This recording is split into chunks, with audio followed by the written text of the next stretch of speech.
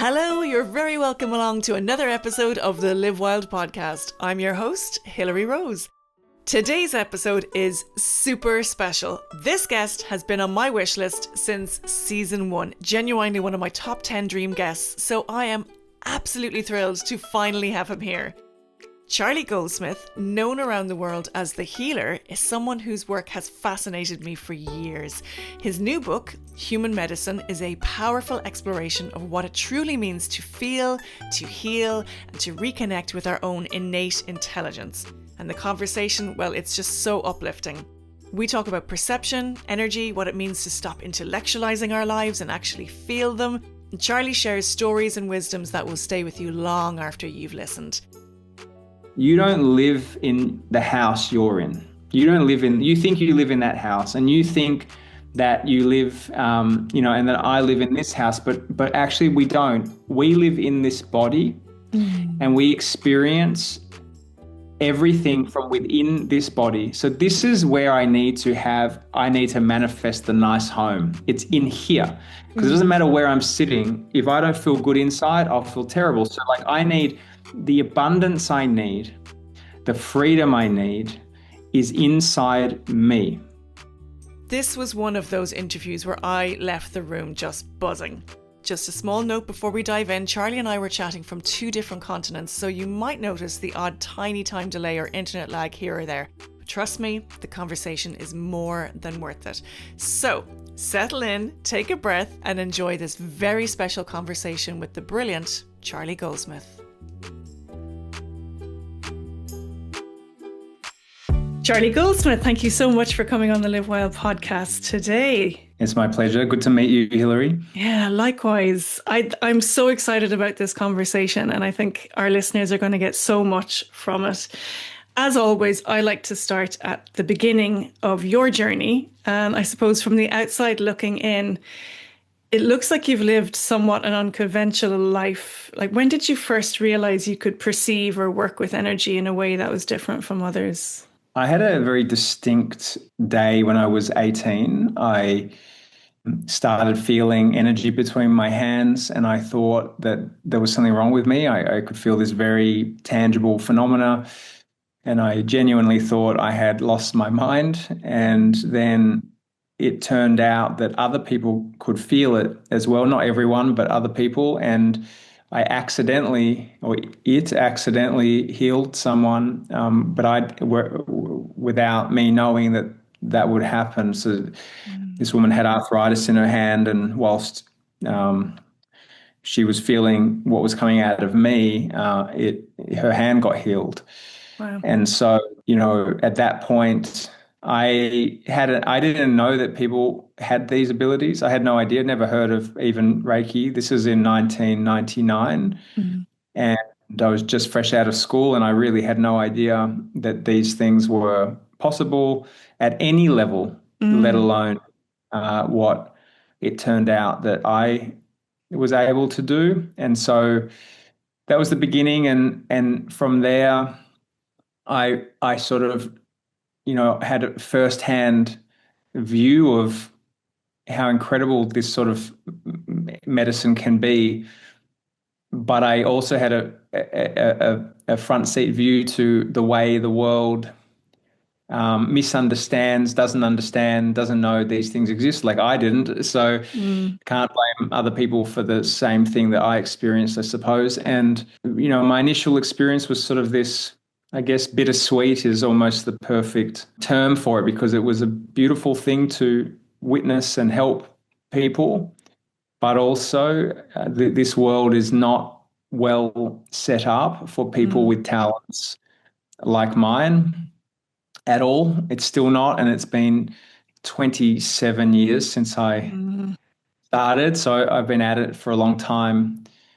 In fact, I've been doing it for a lot longer than I wasn't now. So, yeah, that was the beginning. And I decided, once I sort of saw how abrasive the world was for these abilities, the negativity that surrounds it, and like I said, the misunderstandings, I decided I would like to fix this problem I saw that was ultimately people didn't really feel, they don't feel it's a credible thing. They feel, at best it's a placebo, and at worst it's fraudulent. And so or the devil, and there's obviously a niche of people who are open to these things, but it is a niche comparative to, the general population. So yeah, I decided very early on, probably within the first few months, that there's a problem, and I wanted to try to solve the problem, which was, that there needs to be the right science behind this sort of stuff, as well as the right demonstrations, so people can form their own view, and then ultimately a way that people can find practitioners or people who have these talents in a way that is safe and credible, because it's very hard to find people who are good at it at the moment. It's at best a needle in a very big haystack.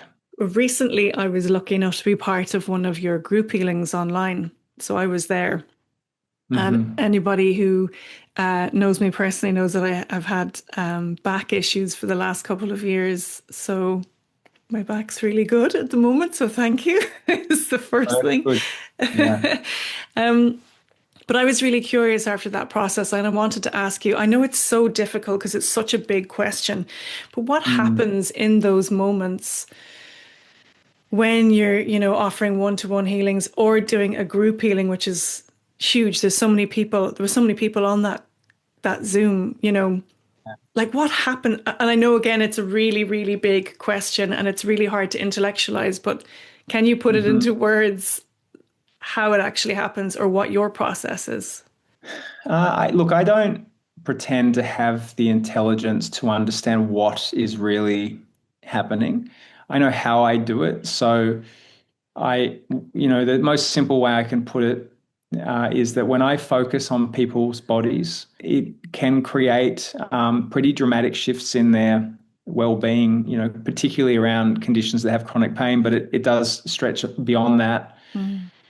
And that's the very simple way to explain it. Then I can sort of control things within people's bodies. And so when I work one-on-one, it's very specific to what the person has. So if they have a migraine, then I'm doing stuff, typically within their head where the migraine is.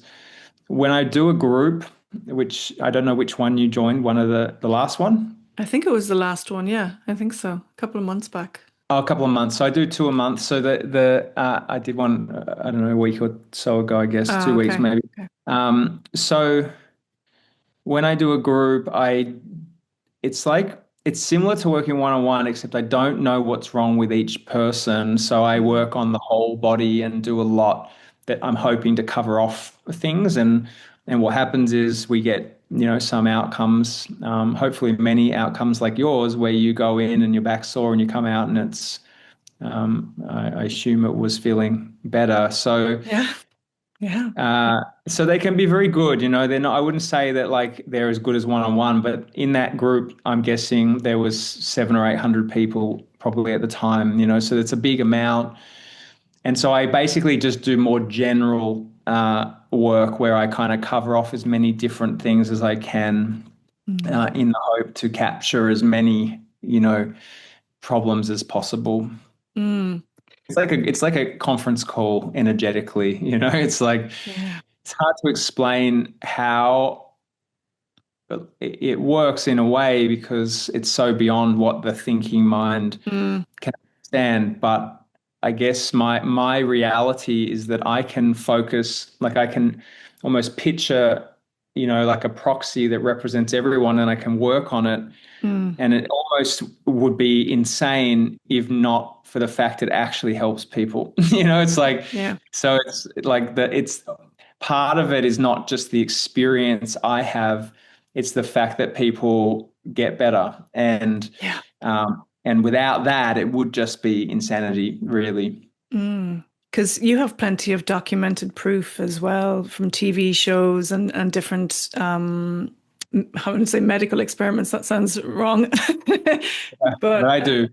I do have some medical experiments, past, and ones I'm in the guinea pig for currently as well. So With the current study, because they're blinded, it means I can't, if I talk about it too Okay. much, I'll unblind the study. So, Mm. but we're probably only maybe a year away from hopefully being able to talk about it more specifically. But um, I guess what I will say is that my whole career, I've wanted to do a double-blind study, and they're very expensive and Mm. consuming and take a lot of resources. And so I'm finally doing the things I always sort of hoped for, which will, really definitively say, is what I do a placebo or not. Mm. I think, like you mentioned, I've been on television, on the news. I've been documented, done case studies in hospitals. It's very obvious I have an effect, but the big question for people is, why is that? Mm. Is it because people believe in me, or is it something beyond that? And my very strong opinion is it is not based on people's belief, although all medicine benefits from the placebo. Mm. All medicine, it's part of the equation. But the work I'm doing at the moment is really to show that this is something that in its own right has a healing effect on people. Mm. Do you think that the gift that you have is teachable? I think that a gift, like by definition, you can't teach someone to have a gift, Mm. but you can show gifted people how to use their gifts. So I think that there are people out here that have the underlying potential, just like art or sport or music or cooking or maths. Mm. And then you then take people who are down the road a bit with their ability that can show them, and perhaps help them along further than they would otherwise. So it's like if I met someone today that has been doing this for 20 years more than me, I'm sure they could teach me some things. Mm. But the underlying talent, I think, is the gift is important. But I don't think it's a gift in terms any different to any other. A lot of people, a lot of humans have what we call gifts, where their voice is beautiful, or they write music, or they're engineers, and they're very gifted and inventive, and all these sorts of things. I think it's the sort of same thing, but in this area, it's a really underserved gift because there's no talent searches, there's no Mm. schools to, when if you discover this talent, to go and help you improve it. I mean, there's little courses, but ultimately someone who's gifted doesn't really need the course. They need Mm. got the talent. They probably need more mentoring than Yeah.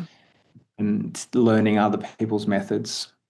And if there's, like you talked about, obviously some of the public scrutiny and skepticism that you faced, if there are people out there that are listening that believe that they have a similar gift to you, but they're kind of feeling under fire as well, what would you say to them?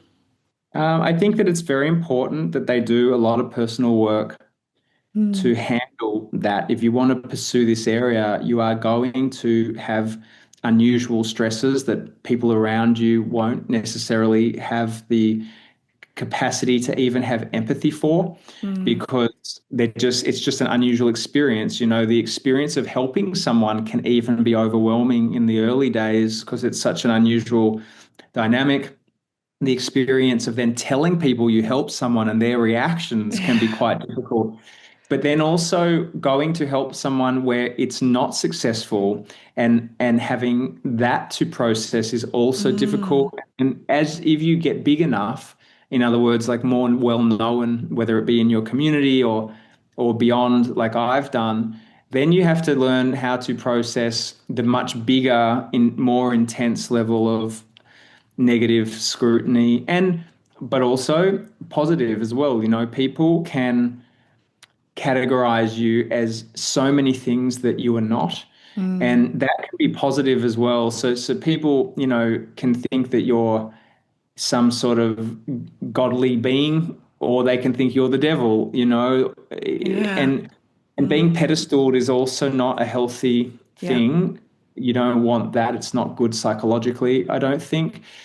And so I would say to anyone that has the talent, it's very important to be mindful of not just the negative stimulus that comes with it, but also the very positive, that you kind of have to remain in the center, Mm. processing both sides, or I think it can get you in trouble. Either way, the deflated sense of self, or the inflated, I think is a and this, there's probably not many things that can be as extreme as this sort of work. It's very extreme responses, again, both positive and negative. So yeah, I would say that, by all means help people. That's wonderful. But be mindful of the pull in either direction that can ultimately do you harm. Mm. And even, I suppose, reactions aside, if somebody like yourself has a gift, or even, for you, when you wanted to help people, and then there are so many people out there who are sick. So without overstretching yourself, that must Mm. in itself be difficult to process, knowing that you can't help everybody that wants or needs your help.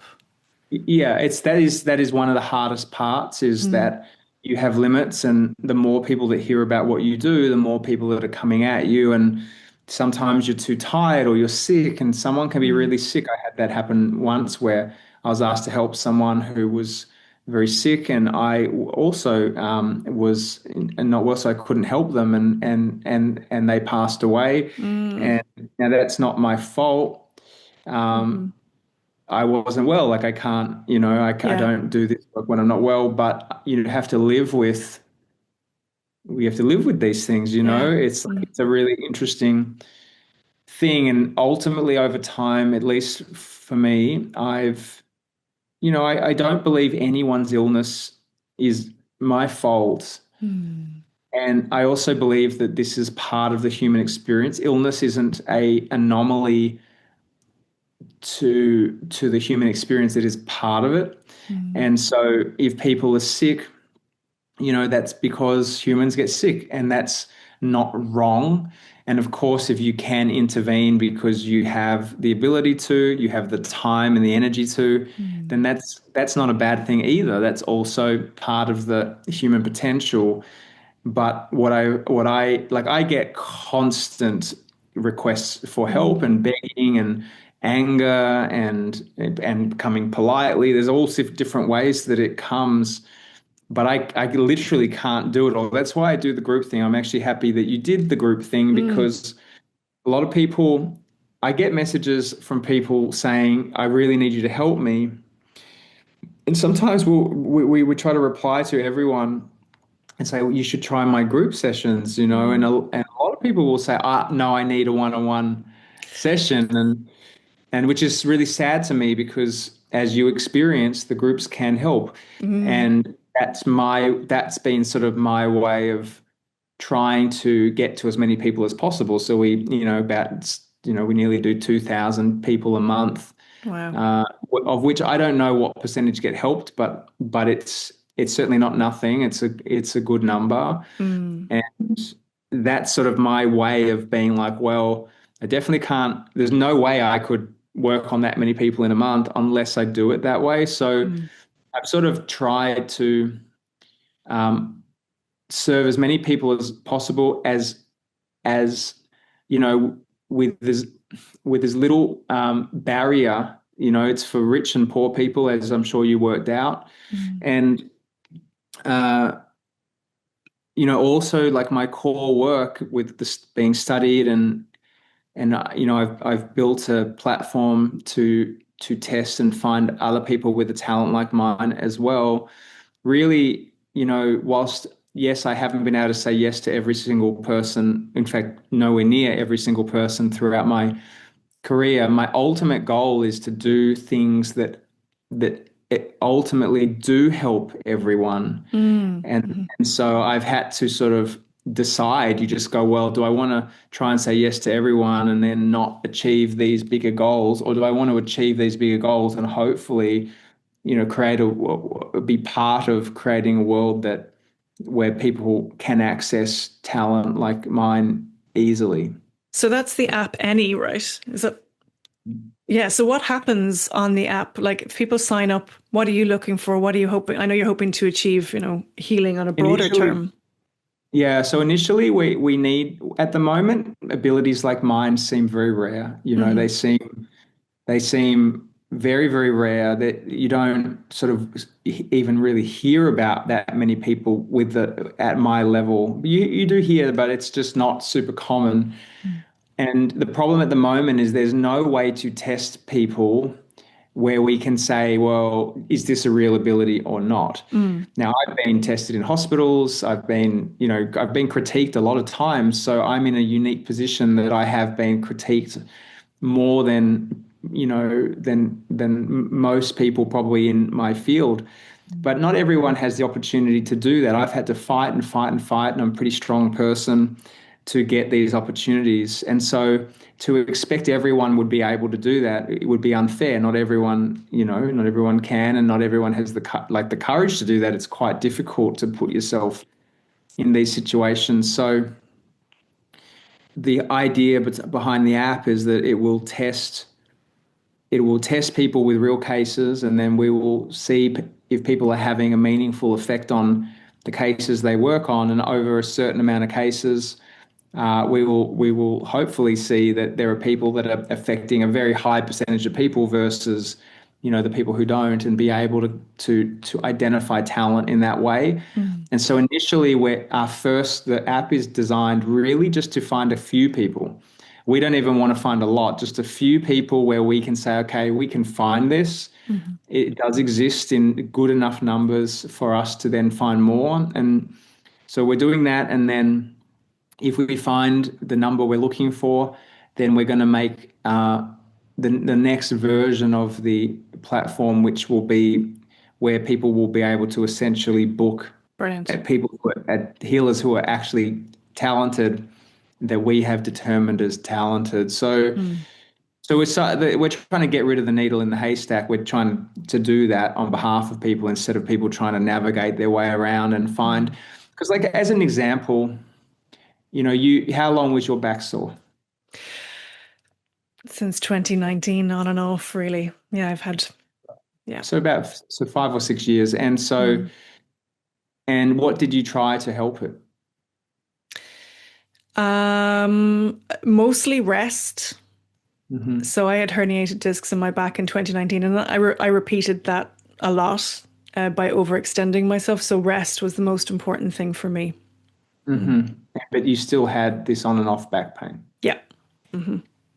And I think the thing is, it's like the beautiful thing about people with a talent like mine is, even if you hear about it, which you obviously did, and decide to try it, Mm. you sat with me for an hour and had to put up with me for one whole hour. You didn't even have to leave home, and Yeah. your back got better. So when you Mm. find someone who's good at this, it's pretty special what it can do. But the problem is to find that. Hmm. Hmm. It's really challenging. So that is and you could have gone to 20 healers that didn't fix it until Hmm. one that did as well. This Yeah. is because the talent is very important, much more than the certificate.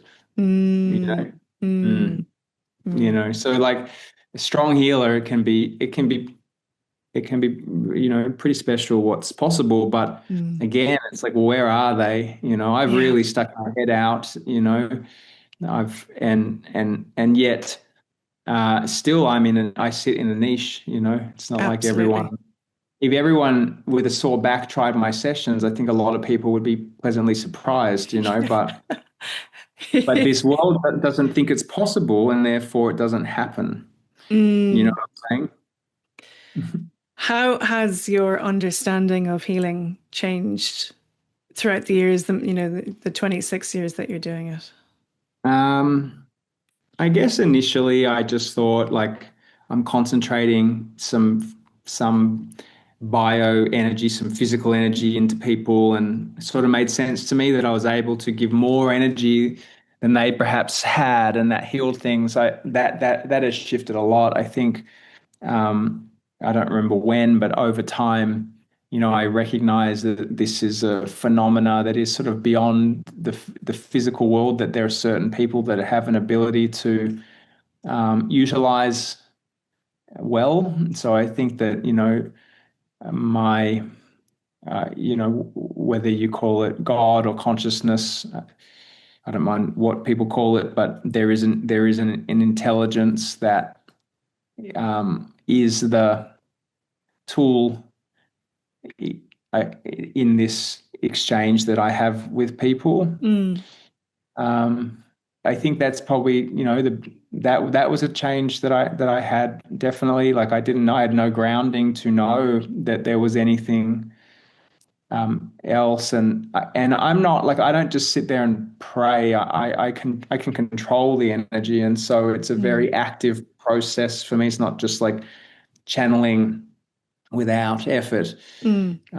But yeah, I've had many experiences that would show me that there is a genuine, beyond comprehension intelligence that is part of not just this process, but kind of perhaps all gifts, all life. I think that's a big one. And I don't know, over time, I always was quite good at not overthinking anything, like just watching what was happening and recognizing that personal growth for me was the most important part of growing this ability. And so I've never read a book about energy healing. I've never read one. I've been given books. I've never literally read one word of any book that teaches this space. And it's funny because I was looking for a book on the bookshelf for someone the other day, and I saw like a couple of books I've been given over the years that I literally have never read. And people used to think I was really arrogant for that when I was younger, that I didn't want to learn off other people. But the reason I didn't is my whole experience has been innate. It's just been happening, and so I didn't want to have other people's opinions, cloud my own innate ability. In the end, I think that was a very good choice, because I've developed a lot in freeing my mind more so than in closing it down with concepts that could limit my ability. And so when I teach this, and I do teach occasionally, I teach in that same way, that this is this incredible ability that really is like, the limits are sort of beyond my imagination, and I don't ever want I don't ever want to create limits for other people, or let my ability or the way I do things be the limit in for other people, Yeah. because you could be more talented than me unless you believe me, and only then become as talented as me. Yeah. So I guess just to trust your instinct all the way with nearly everything you do, really. Speaking of books, I have your wonderful book here, Human Medicine. It's really wonderful. Thank you for writing it. I love at the beginning of the book, you give a lovely lesson, and it's the lesson about the rectangle and the circle. And I thought it was a really nice way to simplify what could be a complex principle. Can you describe it here? Yes. So essentially, I guess what I did is I created I explained a very simple map that hopefully, and I sort of believe successfully, explains the way our consciousness works in a way that I think most people are not aware. We know how to move our arm, we know how to walk, we know how to do all these things, but we really, are not taught how our thoughts and emotions work. I have a young child at the moment, and we teach him to walk and to eat and all these things, but what we miss is what is the way in which we process and understand emotions and deal with different aspects of our personality. And as parents, how do we teach our children as they grow up, like how this incredibly important part of us works, emotion, because emotion is essentially the way we experience the world through all of our different emotions. And so the concept I explain is to hopefully simply explain why some emotions are regulated and within our seeming control, and some emotions are overwhelming and feel out of control.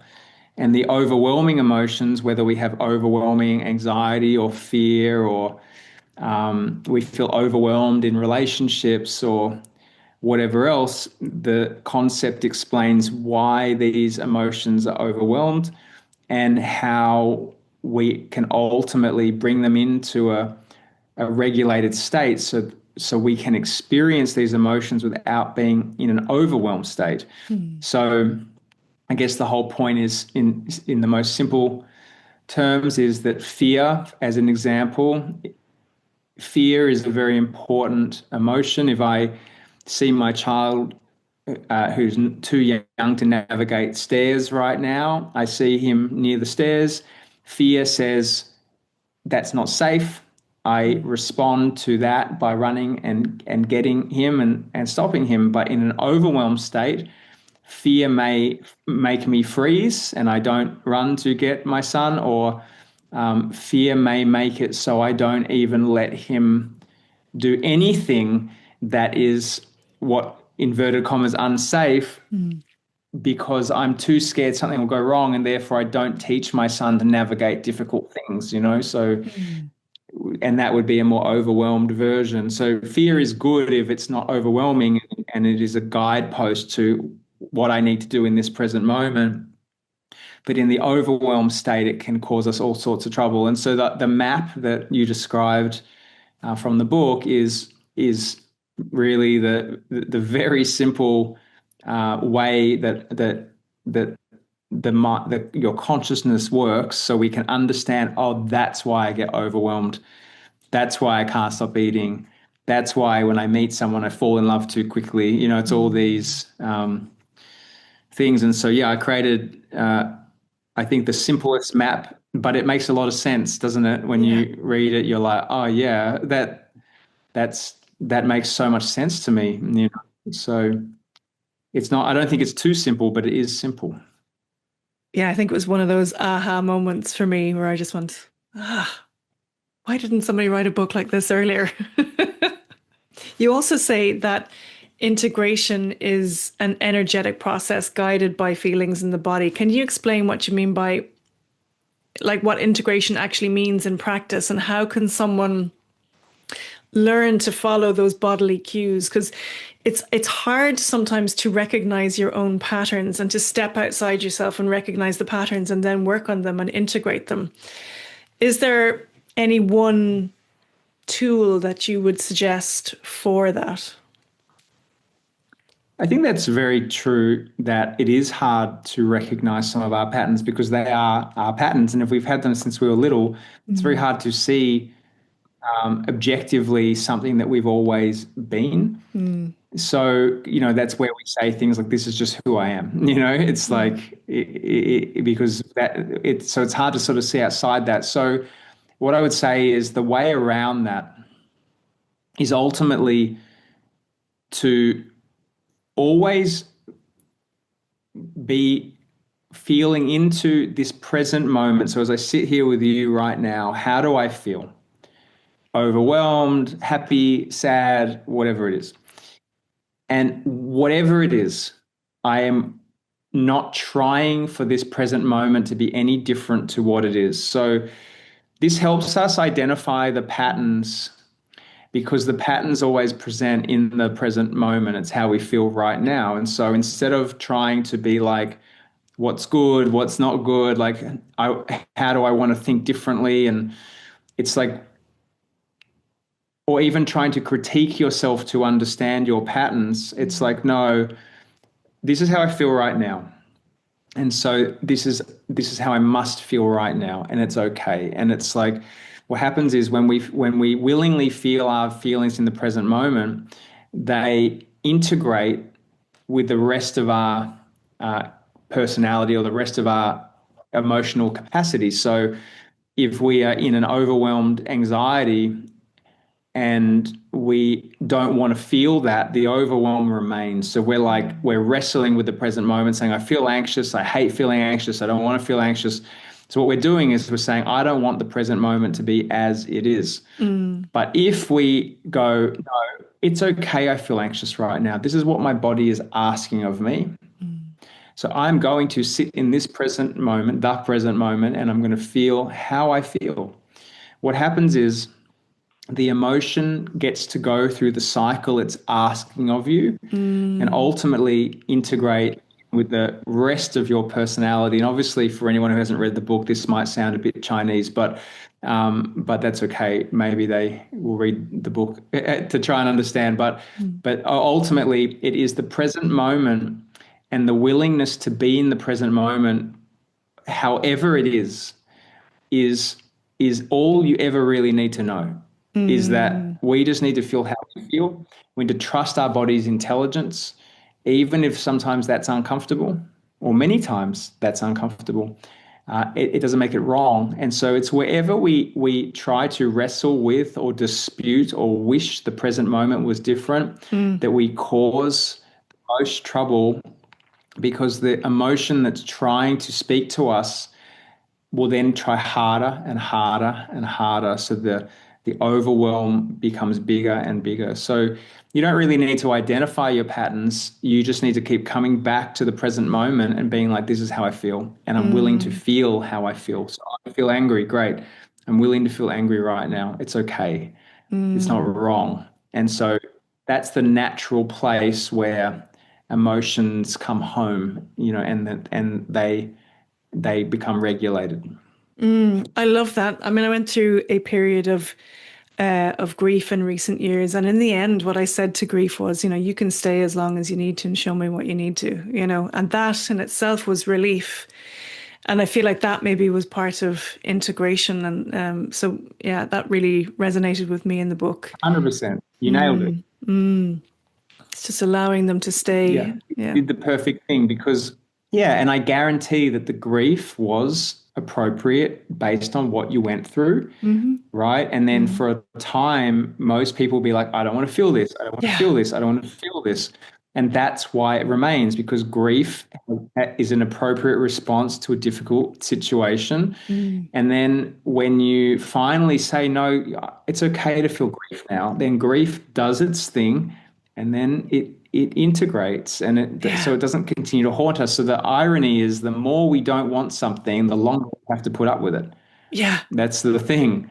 Because it's the emotion must go through its process. Yeah, it's like that, the buffalo running towards the storm. I have this thing that I like to say, and it's like, face it and embrace it, just let it be, And the second you accept it, it actually alleviates almost instantly. It's incredible.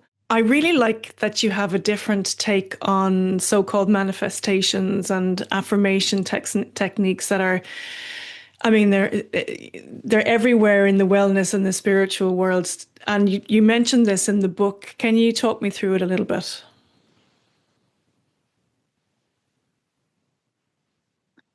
I can. So, it's a bit like what you said. You went through grief, and you probably for a time you didn't want it, and you probably felt it was unfair, and we couldn't handle it, and all these things, until you finally accepted grief belongs here in this moment, because that's what it's telling me. And the problem I have with these concepts is they would tell you, oh, you've got sad thoughts. Well, why don't you just think happy thoughts? Change your thoughts, and you'll change your life. But the problem is, grief is knocking, trying to be processed, and that's not wrong. And so once you come into the present moment, as you did, and said, grief, that's okay in this present moment, you processed it. And so what that tells us is the present moment is where we need to be to process emotion.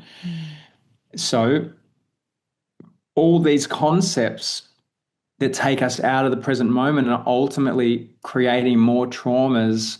Because if I then take manifesting, which is I need to feel abundant when I'm not, or I need to feel I have certain things when I don't have them, the problem is that then I'm not processing my lack, and the lack is ultimately the reason you don't have them. It's this repetitive lack, or this repetitive feeling that's the thing you don't have. So what we actually need to do is treat them the same way. It's like I need to be feeling everything I have in the present moment, being grateful for all the feelings that I have, because all feelings are important. It's like if your dad dies and you feel grief, it would be weird not to. This is important emotion, even though it is hard. It's relative to the circumstance. If I didn't feel, again, fear, if I saw my child in danger, then I wouldn't save my child's life. So these emotions are all very important. And so these two concepts incorrectly are very damaging, because they are basically saying, hey, if you don't like the present moment, you can imagine a better one, and that's okay. And that is not okay, because this is your present moment. Now, yes, you can use intellect to think about how you want the future to be different and make decisions today based on it. For example, I want to lose weight, therefore I'm going to change my diet and eat salads and whatever. But I don't need to imagine myself differently. I've decided, and now I'm back in the present moment. I need to process everything. I need to make the salads and do the things.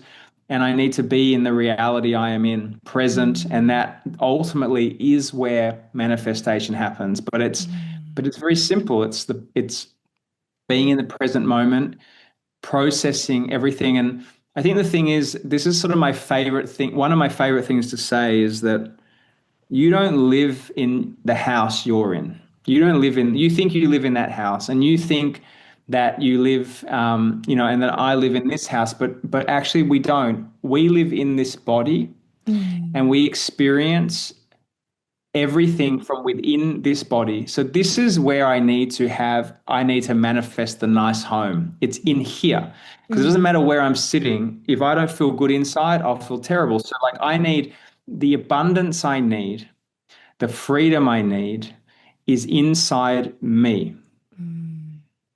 It doesn't matter how big my house is. It doesn't matter what car I have. None of this. I mean, it's all nice to have, of course, but how I feel on the inside is everything. And that is literally based on our emotional experience of our inner world. And that's why the focus needs to be not how do I make a better life on the outside? It's how do I make a better life on the inside? And ultimately, when you clean up the inside, then quite miraculously, the outside matches the inside. And that is manifesting. Because I feel like people can get stuck in these manifestation loops of hope and disappointment and hope and Terrible. disappointment, and it's tricky. I mean, I've done manifestation and meditations and done all those things, and they're wonderful because for me it's self-inquiry if nothing else.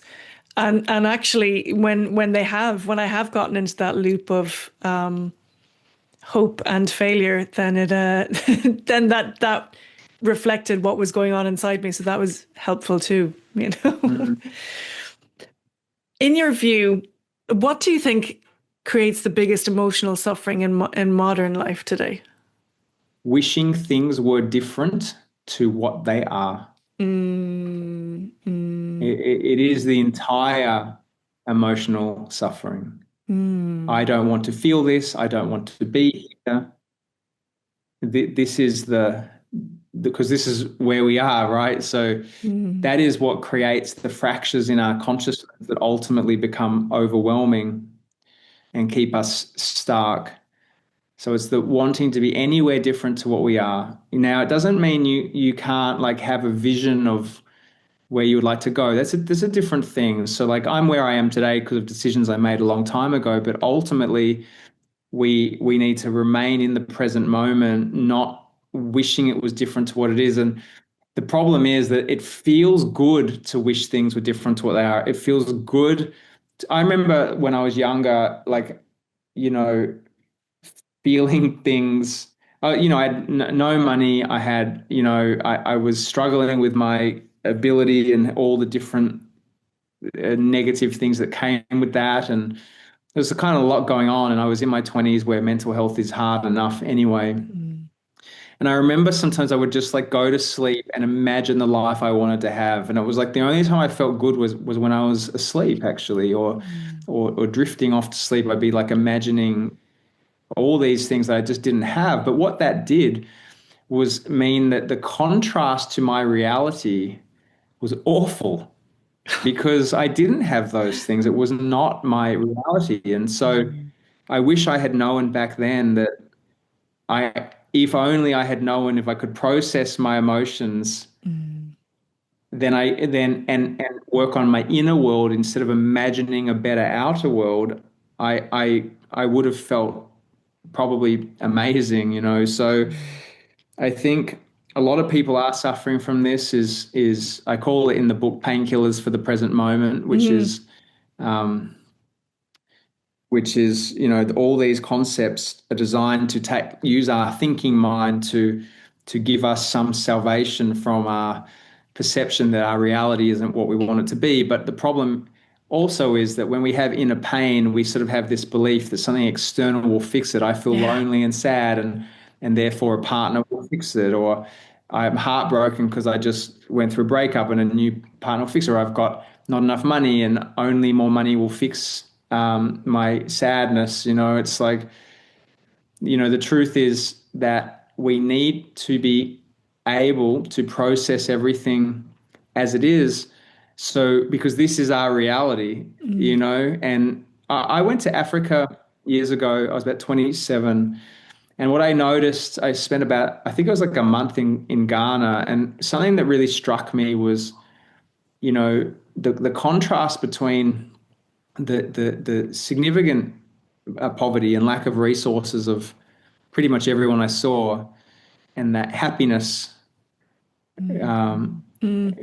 which was beyond anything I would see in my own country. A very, you know, typically very happy people, Mm. and it was just a huge lesson. You know, they didn't have um, things, you know, like Mm.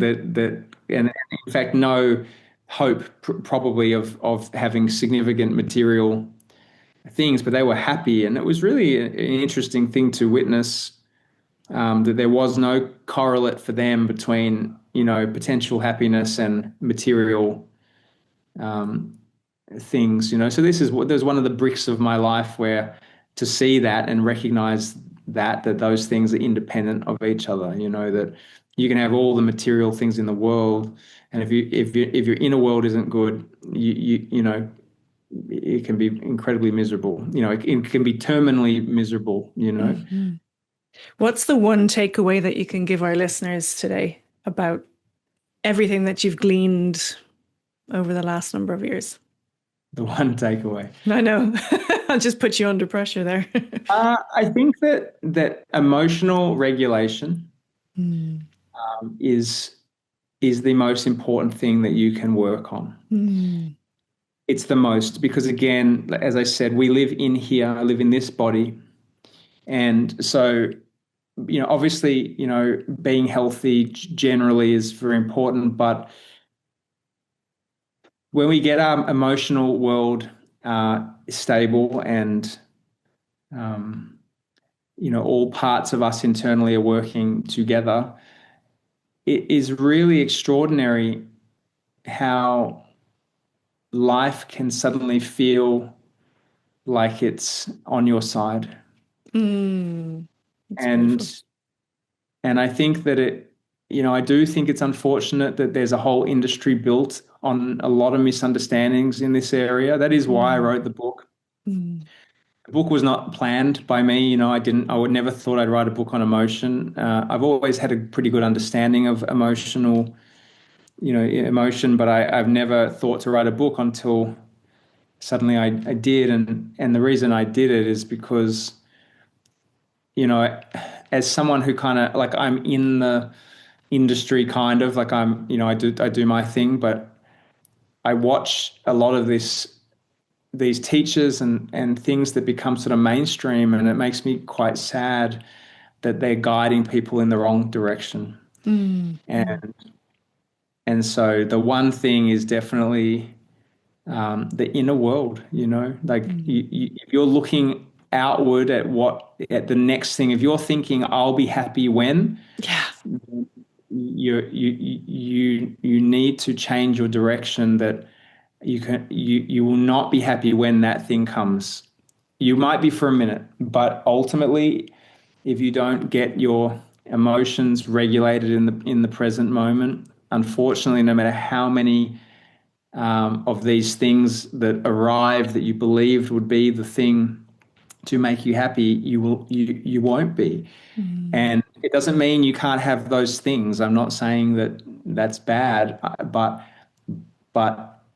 if you can be happy now and regulate your emotions to be happy despite the circumstances you have, that is where life really does become quite extraordinary, and that is where you'll learn what real manifesting is, and also be able to make clear decisions on what you really do need. Because if you're Mm. always trying to do things to fight emotional overwhelm, then you're going to be chasing that forever. Mm.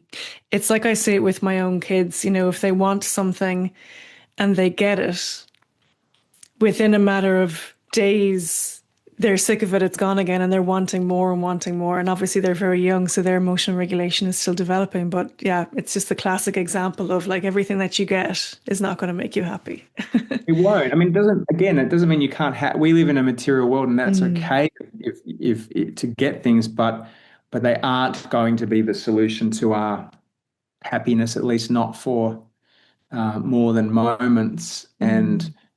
And there are ways, I'm sure I mean, I wrote a book about it. I'm sure there's other good ones as well, that can, that really can open you up to being like, oh, wow, I actually have a say in this. I'm not just have to be a victim of my mind, you know, Mm. and I think it's a really beautiful thing to learn this. So Mm.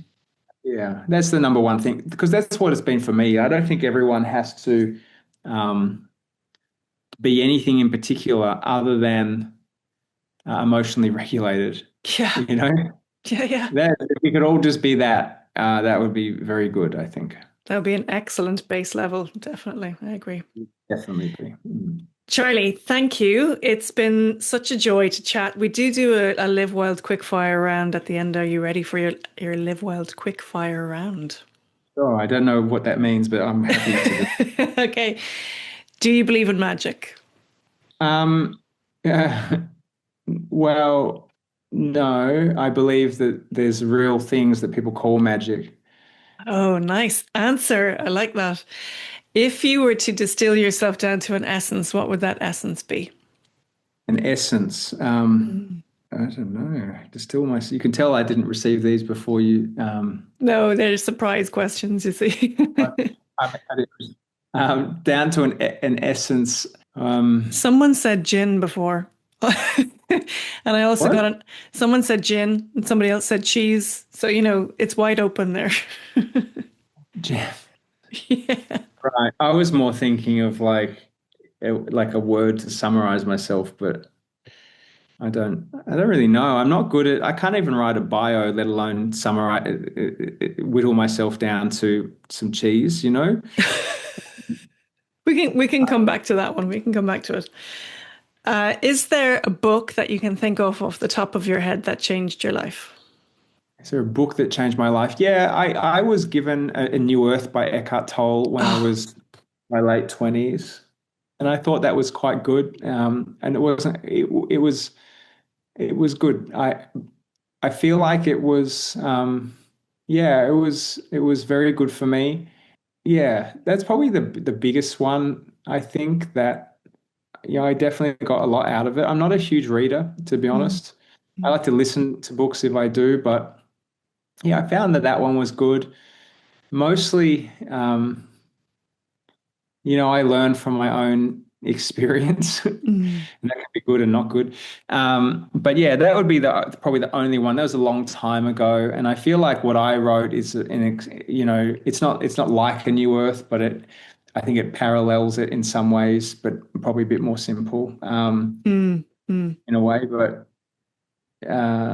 yeah, I think that's probably the only one where I would say, yeah, that book at the time was very good for me to really recognize the separation between who I am and Mm. my thoughts. And that was the beginning of a really important understanding for me. Mm. Mm.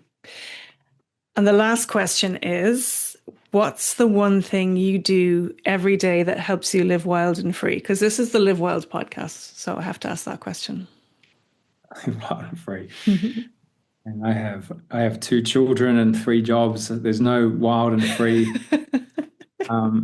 There's the one thing I do every day, I guess, is I'm a broadly very healthy person, and in my health helps me navigate life and ultimately, have as much freedom as one can have given my circumstances. So it's very important. It's like at the very top things for me is to have the mental and physical capacity to do life well, you know. And so I know I turned your quickfire questions into very slow, but yeah, that's who I am. That's okay. The listeners are going to enjoy it. Charlie, thank you so much. I really, really appreciate your time. And I've really enjoyed this chat. I hope you enjoyed it too. And I know that there's going to be a lovely response here in Ireland and probably the UK as well, because there's a tradition of what we used to call faith healing in Ireland. And it's a really, really old tradition. And it feels like it's kind of rising again. So I've no doubt loads of people will be really interested in this chat. Amazing. Thank you, Hilary. It's great to meet you. You do a good interview, actually. A lot of people don't ask me many original questions, so I appreciate it. Oh, You do. Yeah. good. I'm glad. We'll I'm do it glad. one day. Okay. Thank you.